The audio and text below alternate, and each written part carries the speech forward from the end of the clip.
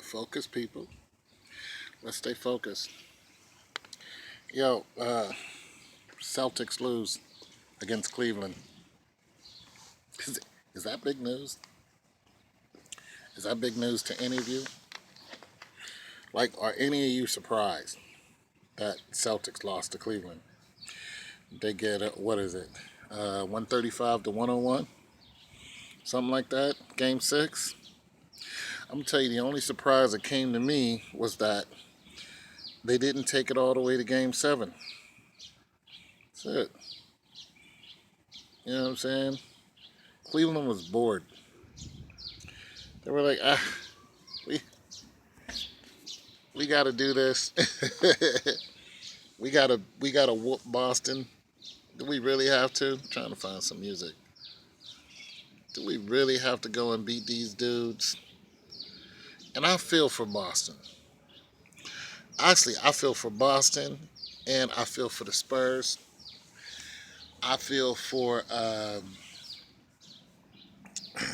feel for Boston. I definitely feel for the Spurs. Only this season, and I feel for Toronto always. Poor Toronto, because Toronto don't stand a chance. And man,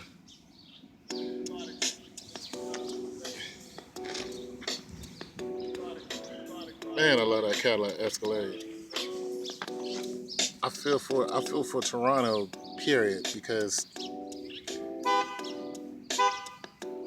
Toronto was told not to win. They were told to blow it, and I feel that anytime somebody is instructed not to win, that there's a threat that they could have won. I feel like in a straight up game, can Toronto beat Cleveland straight up? I'll never know, because they're always told to, to bow down just so LeBron can get another ring. You know what I mean? Because he's the face of basketball. And that's a damn shame, because the game ain't what it used to be. You know what I'm saying? If it was a game of pickup and they went hard, I believe that Toronto would fare a lot better. That's all I'm saying. You know what I'm saying? They wouldn't miss all those foul shots. They wouldn't bow down. They wouldn't be angry as they are because somebody put the ball in even though they were getting blown away. Try to start a fight. That happened this year with Golden State, I think. Anyway, so the Celtics lose. And listen, the Celtics. The way the Celtics are talking. They're just like, we lost. We're about to lose some players. It is what it is. It's so blasé to them. It's like, we still made all of our money. I mean, when you read the report, it's just, it's so like there's no tears. It's like, we knew it was coming. And then and then the report said that although the Celtics came back in, what was that, last game, game 4, game 5, I believe, they came back. It said that when Cleveland really wanted to play, they were just no match for them. So that's why they get beat by 34 points. And I keep telling you people, listen, just that series alone is why I keep telling you people that it's fixed. Look. Cleveland didn't have to lose that game in game 5. They ain't have to. Cleveland didn't have to lose a game to Celtics. They did that all for the revenue. They did it for the fans, but most likely they did it for the revenue. There's no chance that the Celtics were anywhere near as good as Cleveland. There's not a chance. There's not a chance. They're just not good enough. And Cleveland could beat them by 50 points if they want to each game. And the only reason why they didn't is because of the money. You can believe that today. Look, even the reporters are saying stuff like that. And don't just take it from me. You don't believe me? Go read the report. Go look at NBA News and see what NBA News says.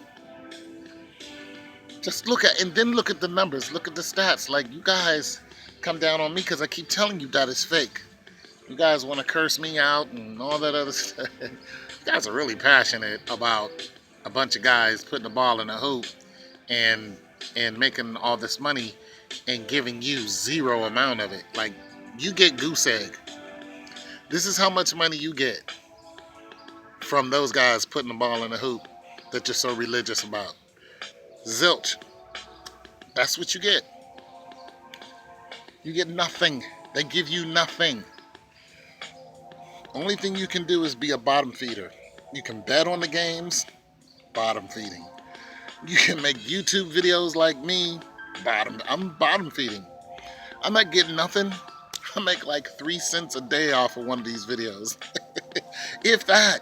Sometimes I don't even get that. Like, you know what I'm saying? Bottom feeders.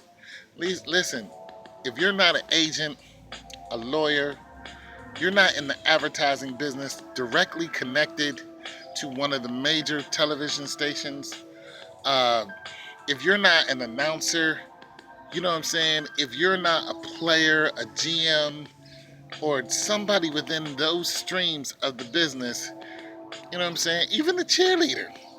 Like, the cheerleaders are still making something. Do they have cheerleaders? I think they do. Cheerleaders are doing something. You know what I'm saying? Coaches, assistant. I mean, they're all making good money. They're all living off of it. Hell, even the ball boy is making money. The ball boy makes more money off of the NBA than pretty much the majority of people in the world.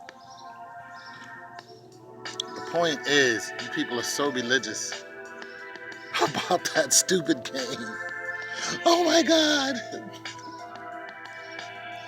You people are, oh, I gotta watch the game. Oh, Jesus. The game, I gotta watch the game. Care less. Who won? Yeah, okay. I already know what's gonna happen. So, yeah. I've been telling you guys it's fixed, and Boston never stood a chance. They never did. And what I would have liked to see, here's what I would have really liked to see. I would have really liked to see Boston get just straight wiped out. That would have been honest to me. I would have liked to see LeBron James just come in there and put the hammer down on him. Irving just shoot the lights out. Love slam dunk all over everybody. Tristan Thompson, crazy assist game. I would have loved to see. Here's what I would have loved. Have you ever played like a sport, basketball, football? Like, listen, when I was growing up, this is like the 9th grade. We went out and played against this team. And we sent our best out there. You know, I was a starter. We went out there playing football. And this team, this team that was, they had no idea what hit them when we got out there to play them. I think they were a new organization. They were just starting to play football. Their coach really didn't know how to coach. You know, they just didn't know. They had a beautiful field. They had all this money they put into the program. They had their clothes and everything, their helmets. They didn't have a neck on them. They looked so professional, but when they got out there, they couldn't do nothing with us. Because we were from the dirt, man. You know what I'm saying? We are a poor team, and we just know what loss tastes like, and we hated it. So every team we played against, we went out there to murder. Like, we broke one dude's back. I'm serious. We took this dude out of the game. He tried to come over the goal line. All you heard was his back cracking. He's done. You know what I mean? That dude was in the hospital. Like, that's how we played. We went out there to this team. I mean, it's a beautiful day, beautiful field, everything. We were like, oh my goodness, like they're so shiny. We went out there, you know, just mad, hungry and mad, and we put the helmet on them every single play. We tried to run their brand new helmets into the to that what was that, the artificial turf. We tried to, oh my God, I felt sorry for them because we tried to really give it to them. We didn't try to hurt them. We just made sure that we just made it was like welcome to football. And let me tell you something. After we crushed them for the 2 quarters and ran up the scoreboard, the coach took all the starters out. He's like, "All you guys get out." He put in the third and fourth stringers. He did. It was like let me tell you something. And these were like white people, like white people. Like these were like, oh my God, like white people.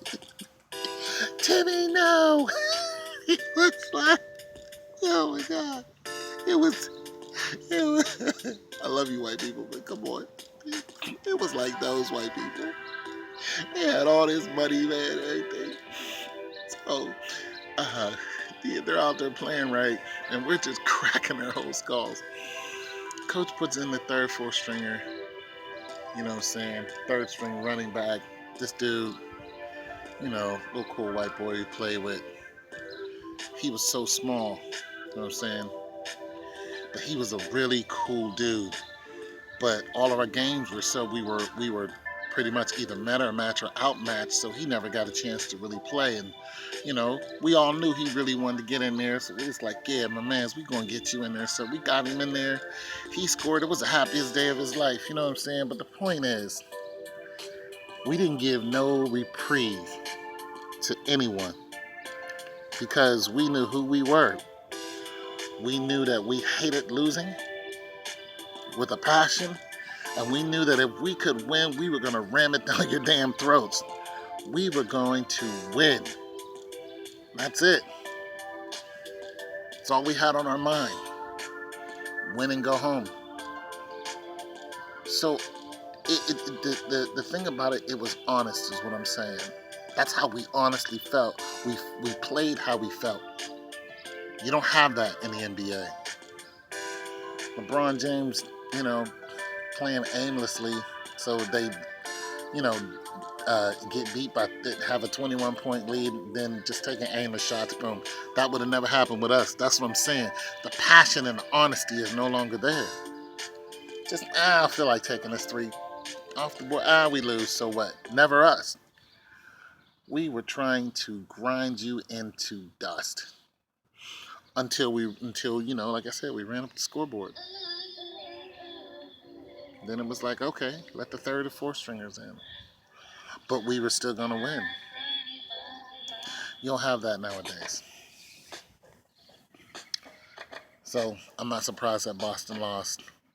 What I'm surprised is Boston didn't lose sooner. It's all about the money, people. The NBA is fixed. Boy Tone 202, I'm out.